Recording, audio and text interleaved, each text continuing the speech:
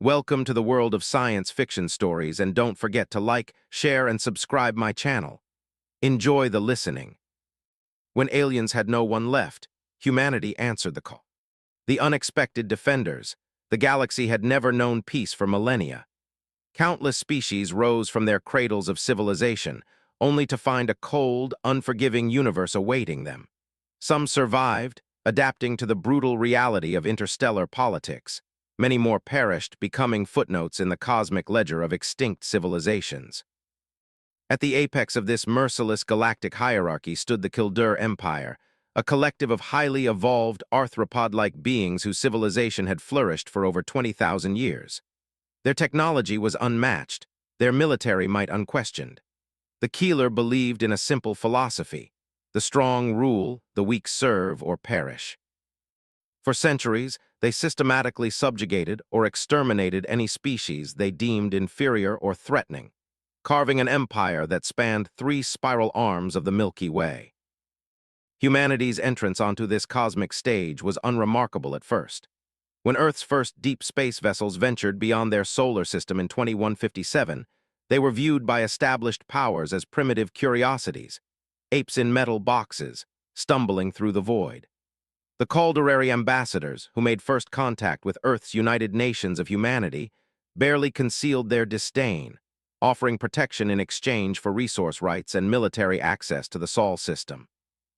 Admiral James Harrison, Earth's chief negotiator, had listened patiently to the Keir terms. When they finished, he simply smiled and said, "We appreciate your offer, but humanity has survived its own brutality for thousands of years. We've learned to be cautious about accepting protection from those who see us as inferiors." The refusal was unprecedented. Lesser species did not reject Keir generosity. 3 months later, a Caldery battle fleet arrived in Earth's orbit, intent on teaching humans their place in the galactic order. They expected a swift surrender. What they got was Earth's first interplanetary war. The Keir assault devastated Earth's major cities. Millions died in the initial orbital bombardments. The skies darkened with ash, and the oceans boiled under concentrated energy weapons. But instead of capitulating, humanity adapted with terrifying speed. Within months, Earth scientists reverse-engineered captured Keiri technology. Within a year, guerrilla fleets were striking back. What humans lacked in technology, they made up for with tactical innovation and a willingness to sacrifice that shocked even the hardened Kildare commanders. Earth's defenders fought with the desperate fury of those protecting their only home. The siege of Earth stretched from months into years. The Kildare, never having faced such determined resistance from a lesser species, found their supply lines stretched thin and their forces bogged down in a war of attrition they hadn't prepared for. 3 years after the first attack, the unthinkable happened. The Kari fleet retreated from Earth's orbit, bloodied and diminished. Humanity had won its first interstellar war, but the victory came at a devastating cost. Earth was scarred beyond recognition, billions dead, cities reduced to radioactive craters, oceans poisoned. But from the ashes, a new determination emerged. Humanity would never again be vulnerable, never again at the mercy of technologically superior aggressors. Over the next decade, Earth rebuilt and reforged itself. The United Nations of Humanity evolved into the Terran Defense Accord, a unified government focused on expansion, innovation, and military preparedness. Massive shipyards constructed in Earth's orbit churned out vessels incorporating both human ingenuity and adapted alien technology. Research facilities buried deep beneath the planet's surface developed weapons and defenses that would make any future invader think twice. As Earth's fleet grew, humanity began to explore the stars in earnest, not just for resources or scientific curiosity, but with purpose. They discovered other species cowering under Calderary dominion, species who had been subjugated for generations, broken in spirit and capability. Earth's captains made them an unprecedented offer: alliance instead of conquest. The Navi, a species of empathic, crystalline beings from a heavy-gravity world, were the first to join what would become known as the Terran Compact. Then came the Aran, the Vex, the Dairon, and a dozen other species who had suffered under imperial rule. Each brought unique abilities and perspectives. Each had been deemed expendable by the Kildare, and each found in humanity something they had lost hope for the first time in millennia. The Calderary Empire now faced a unified opposition. The Terran Compact wasn't just challenging their military dominance, it was offering an alternative to their entire philosophy of existence. The idea that different species could cooperate as equals, pooling their strengths rather than preying on each other's weaknesses, was revolutionary and dangerous. The Kier response was predictable: total war. On a mild spring morning by Earth's reckoning in the 18th year since first contact, Captain Maya Chen stood on the bridge of the TDF Indomitable, Earth's newest and most advanced warship. At 34, she was one of the youngest officers to command a Titan-class vessel, but her tactical brilliance during the liberation of Navari Prime had earned her both the position and the respect of her crew. "Captain, we're picking up a distress signal," announced Lieutenant Raj Mehta from the communications station. "It's from Lyria." Maya frowned. Lyria was a small agricultural world in a system that had only recently joined the Compact. Its people, the Lyrians, were peaceful agrarians who had managed to avoid Calder attention until now. They had little in the way of military technology or natural defenses. "Put it through," Maya ordered. The main view screen flickered to life, showing a Lyrian official. His translucent skin was flushed with the blue-green coloration that indicated extreme distress in his species. "This is Governor Thenes of Lyria," the alien said, his voice trembling. "A Keeley warfleet has entered our system. They demand our immediate surrender and the renunciation of our Compact membership. They've given us 6 hours before they begin planetary bombardment. Please, we have no defenses. Millions will die." Maya's executive officer, Commander Victor Orof, leaned close. "Captain, Lyria is on the outer edge of Compact space. We're the only combat-ready vessel within range. Even at maximum FTL, the nearest battle group is 3 days out." Maya nodded, her expression grim. "What's our ETA?" 5 hours, 23 minutes at emergency speed," Victor replied, adding, "and the Kildur force, based on the Lyrian scans, at least 30 warships, including 3 dreadnoughts. It's an extermination fleet, Captain." The bridge fell silent. Everyone understood what this meant. The Indomitable was a formidable vessel, but against 30 Keldari warships, including 3 dreadnoughts, it would be like facing a hurricane with an umbrella. Maya closed her eyes for a brief moment, then straightened her shoulders. "Plot a course to Lyria at maximum speed. Alert all combat stations and begin emergency power protocols. We'll need everything we've got." Victor hesitated. "Captain, regulations require me to state that engaging such a numerically superior force without support is exactly what we signed up for, Commander." Maya interrupted, her voice quiet but firm. "The Lyrians joined our compact because we promised protection, because we said we were different from the Calder. If we abandon them now, what does that make us?" Victor nodded slowly. "Understood, Captain, setting course for Lyria." As the Indomitable's massive engines powered up and the ship prepared to make the jump to FTL, Maya opened a shipwide channel. "All hands, this is the captain speaking. We've received a distress call from Lyria, a compact member world under threat of imminent Keldari attack. We are the only vessel able to respond in time." She paused, knowing her next words would likely lead many of them to their deaths. "I won't pretend this will be an easy fight. The odds are against us, but the people of Lyria have placed their trust in the Compact and in us. They believe we stand for something better than the law of the strong dominating the weak. Today, we have the opportunity to prove them right." She took a deep breath. "Whatever happens in the hours ahead, know that your service honors not just Earth, but all free peoples across the stars. We go to Lyria not just as warriors, but as the shield for those who cannot shield themselves." Chen out. As the Indomitable tore through the fabric of spacetime, Maya reviewed tactical options in her mind. They were catastrophically outnumbered. Standard engagement protocols would result in their quick destruction. They would need to be creative, unpredictable, and willing to take enormous risks. 5 hours later, the Indomitable dropped out of FTL at the edge of the Lyrian system. Immediately, the ship's sensors detected the Calder fleet in high orbit around the planet.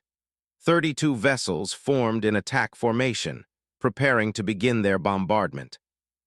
"They haven't detected us yet," reported the sensor officer. "The system's asteroid belt is masking our signature." Maya nodded. "Good, that gives us one advantage. Surprise, what's the status of the planetary shields?" "The Lurans have activated what defenses they have, but their shield technology is rudimentary. Co-weapons will punch through in minutes," Victor replied. Maya studied the tactical display, her mind racing. The Indomitable couldn't defeat 32 Keeler warships in direct combat, but perhaps they didn't need to. In her experience, the Keeler were methodical to the point of predictability. They followed rigid battle doctrines that had served them well against inferior forces, but made them vulnerable to the unexpected. "Here's what we're going to do," she said, pointing to the display.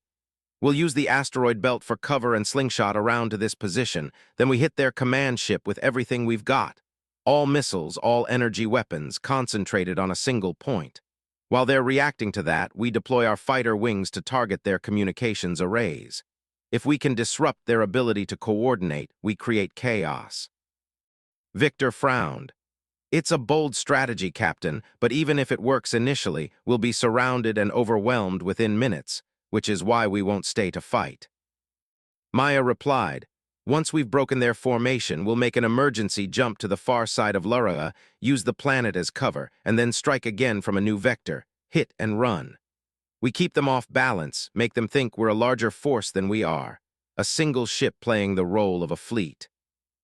Victor said with a hint of admiration in his voice, "It might buy the Lurans some time." Maya's expression was solemn. "Time is all we can give them. If we can hold the Kuldar off for 3 days, the compact battle group will arrive." She didn't need to add what everyone was thinking. The chances of the Indomitable surviving for 3 days against those odds were virtually non-existent.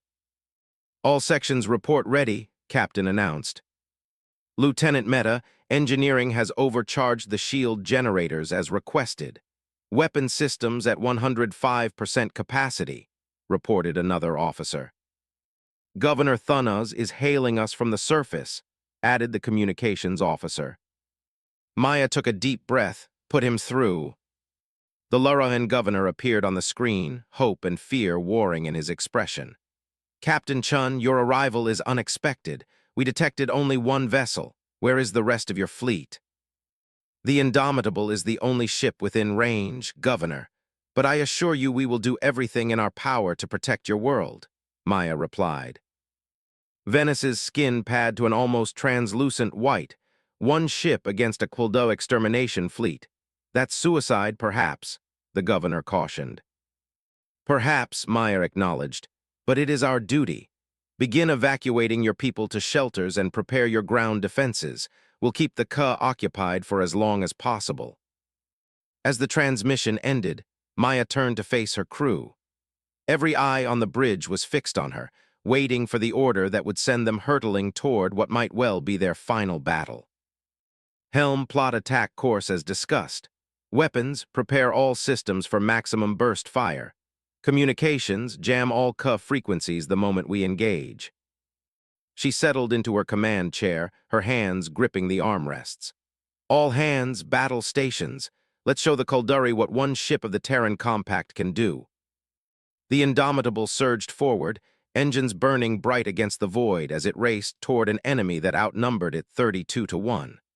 On the bridge, Maya Chun's expression was set with iron determination.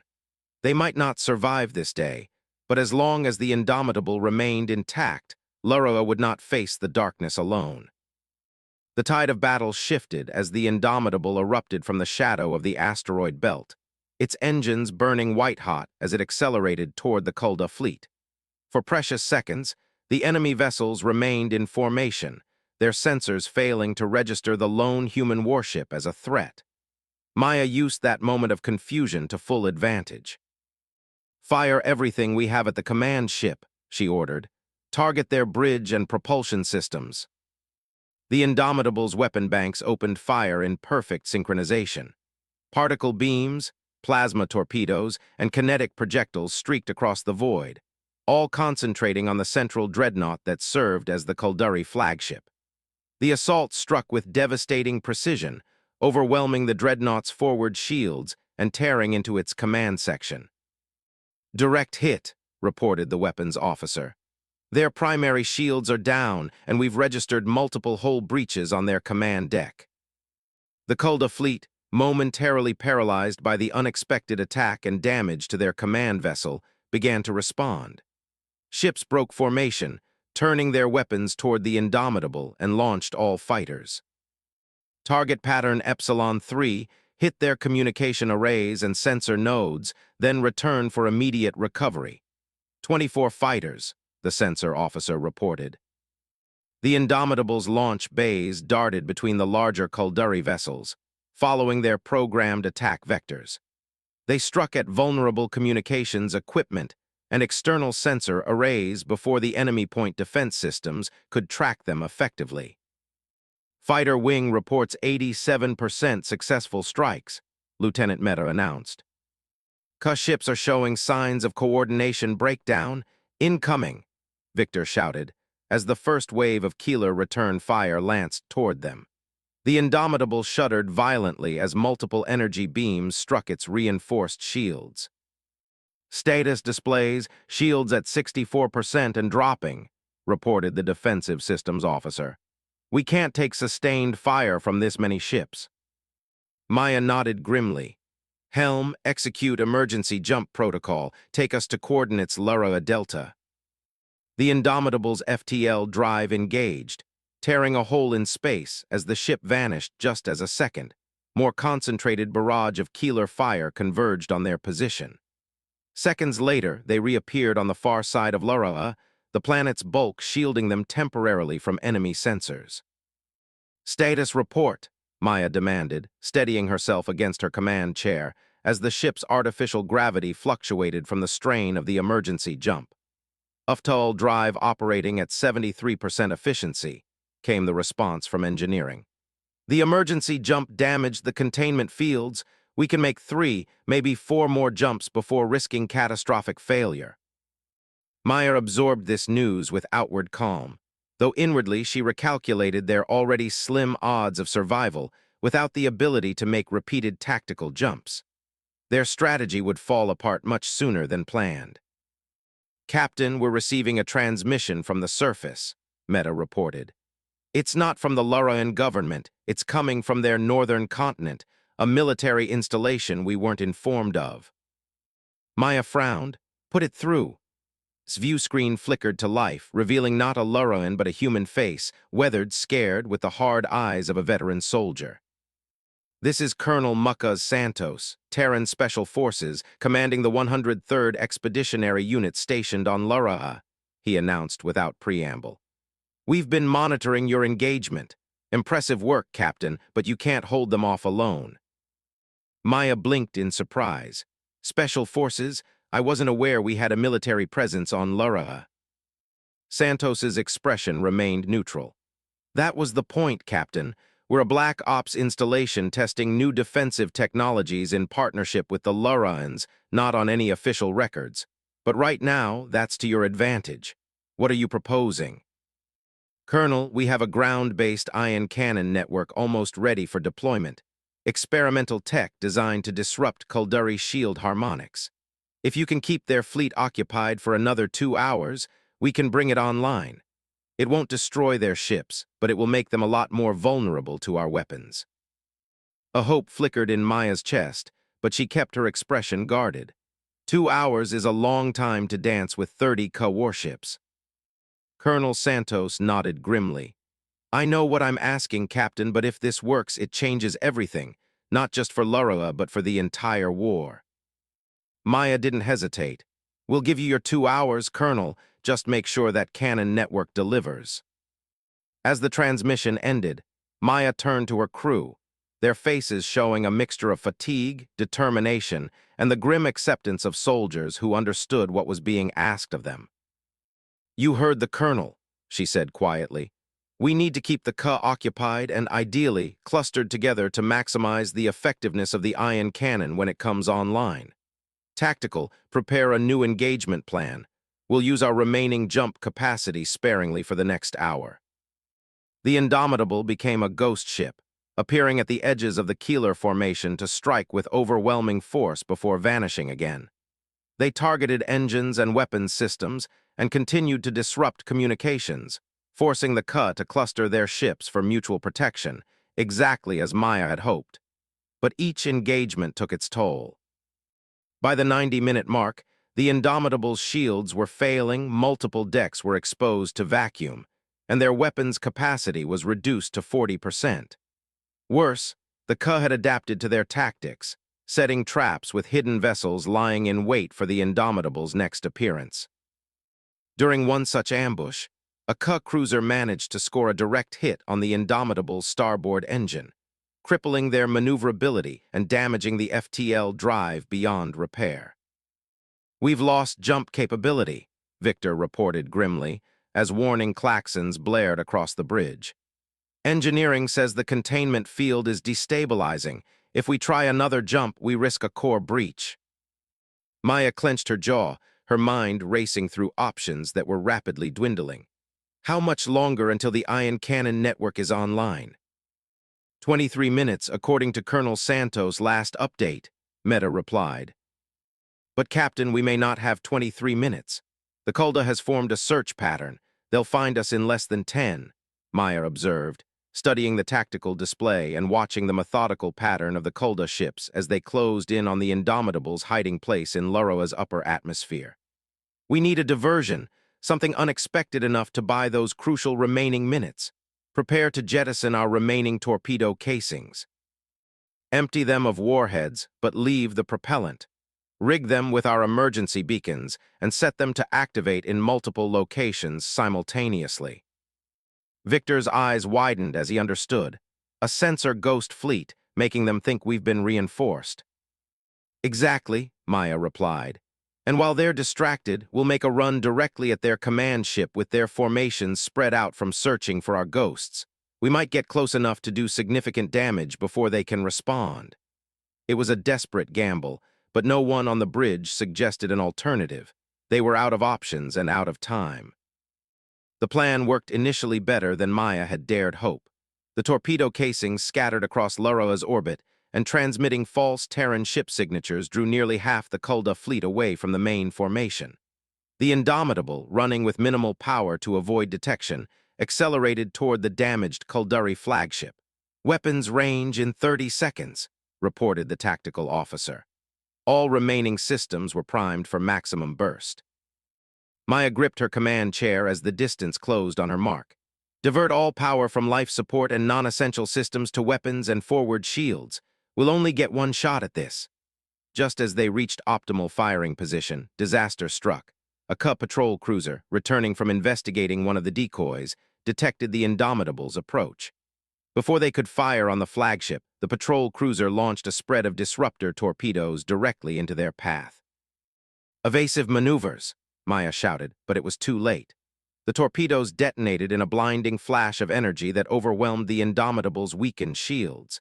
Cascading explosions rippled through the ship's hull, shattering viewports and rupturing bulkheads. The bridge lurched violently as gravity failed, sending crew members tumbling through the suddenly weightless environment. Maya grabbed a railing to steady herself, blood flowing from a gash on her forehead. Through the chaos, she heard damage reports flooding in. Engine core destabilizing, weapon systems offline, hull integrity failing on multiple decks. "Status," she demanded, pulling herself back to her command chair and activating the emergency restraints. Victor, his arm hanging at an unnatural angle, checked his console with his good hand. "We're dead in space, Captain. Engines non-responsive, weapons at 7% capacity, enough for maybe one more volley. Life support failing on decks 3 through 7, casualty reports coming in from all sections." Maya closed her eyes briefly, absorbing the reality of their situation. The Indomitable was finished, but the ion cannon network needed just 12 more minutes to activate. 12 minutes they no longer had. "Unless communications, are we still in contact with Colonel Santos?" Meta asked. "Blood streaming from a cut above his eye," Victor replied. "Nodding barely. The main array is damaged, but we have limited short-range capability. Tell him we need that network online now, not in 12 minutes now." As Meta relayed the message, Maya turned to the weapons officer. Prep our remaining armaments, every missile, every energy weapon, everything we have left. Target their command ship's primary reactor. The weapons officer stared at her. Captain, at our current power levels, we won't penetrate their shields. It would be a waste of our final strike capability. I'm counting on the ion cannon to take care of their shields. Maya replied, we just need to be ready the instant it activates. The bridge fell silent as the crew realized what their captain was proposing. A final, desperate strike that would likely consume the last of their power and leave them completely defenseless, regardless of the outcome. Captain, Victor said quietly, even if this works, the Indomitable won't survive the counterattack. We should consider evacuating the crew. Maya met his gaze steadily. Victor, our escape pods wouldn't make it to the surface through the Kuldari blockade, and we can't abandon the Lurahans. She looked around at her bridge crew, bloody, exhausted, but unbroken. This is where we make our stand. This is what we signed up for. The Ka had detected the crippled Indomitable and were closing in for the kill. On the tactical display, Maya watched as the enemy ships formed a strike pattern, weapons charged and ready to finish what they had started. Colonel Santos reports the ion cannon network is charging, Meta announced. Estimated time to firing capability, 45 seconds, came another reading. Too long, Victor muttered. They'll fire on us in 20. Maya's mind raced through possibilities, each more desperate than the last, until an idea sparked. One final gambit. Engineering, can you trigger a controlled overload in our port fusion reactor? She asked. The chief engineer's voice crackled over the damaged comm system. A controlled overload? Yes, but Captain, that would destroy a third of the ship. Not if we eject the reactor housing first, Maya countered. I want you to set it to overload, eject it toward the Kulda formation, and detonate it remotely just before they fire. Understanding dawned in Victor's eyes. The electromagnetic pulse would temporarily disable their weapons and their sensors, Maya added, buying us the extra seconds we need for the ion cannon to activate. The plan was executed with the precision of a crew who knew their lives, and the lives of millions of Lurahans hung in the balance. The fusion reactor was ejected toward the approaching Kulda vessels, tumbling through space like an innocent piece of debris. Ka ships preparing to fire warned the tactical officer, 5 seconds, detonate the reactor. Maya ordered, detonate. The explosion was magnificent. A miniature sun blooming in the vacuum, bathing the battlefield in radiant energy. The electromagnetic pulse swept outward, washing over the Kuldari ships and temporarily scrambling their systems just as they prepared to deliver the killing blow to the Indomitable. In those precious moments of confusion, the surface of Lurah lit up with brilliant blue-white beams of energy. The ion cannon network had activated, sending precisely calibrated streams of charged particles into orbit, where they struck. Kulda vessels' shield harmonics collapsed, and defensive systems failed. Now, Maya shouted, fire everything we have left. The Indomitable's remaining weapons discharged in one final, defiant assault. Missiles and energy beams, no longer impeded by Ka shields, struck the command ship's exposed reactor housing with devastating effect. Explosions blossomed along the dreadnought's spine, cascading toward its core. The Kuldari flagship detonated in a spectacular conflagration, taking 2 nearby cruisers with it. For a moment, the bridge crew of the Indomitable watched in stunned silence as their seemingly impossible strike succeeded beyond expectation. But their victory was short-lived. The remaining Kuldari vessels, recovering from the electromagnetic pulse, turned their collective fury on the defenseless human ship. We did it, Victor said quietly, cradling his broken arm. We actually held them off. Maya nodded, too exhausted for words. The Indomitable was crippled, possibly beyond repair. Many good people had died, but Lurah still lived, its cities intact, its people safe. And something else had been accomplished today, something that would echo across the stars. One ship of the Terran Compact had stood against an extermination fleet and refused to yield. They had proven that humanity's promise to protect its allies wasn't empty rhetoric. In a galaxy ruled by the calculus of power, They had demonstrated that sometimes principles were worth fighting for, even against impossible odds. 3 days later, Maya stood on a balcony overlooking Lara's capital city. Her left arm was in a sling, and medical teams were still repairing the internal damage she had suffered during the battle. Below, Laraans and humans worked side by side to strengthen the planet's defenses. The Kulduri had retreated, but everyone knew they would return eventually. Admiral Kananduz joined her at the railing, his weathered face solemn. The Indomitable is being towed for extensive repairs. Analysts say it will be at least 6 months before she's spuswatha again. Maya nodded, feeling a pang of separation. The ship has become home. The crew, those who survived, have been given commendations, and you, Captain Chun, are being awarded the Star of Terror, the highest military honor we have. Kananduz glanced at her. There's also talk of promotion. Maya shook her head. With respect, Admiral, I'd prefer to remain with the Indomitable.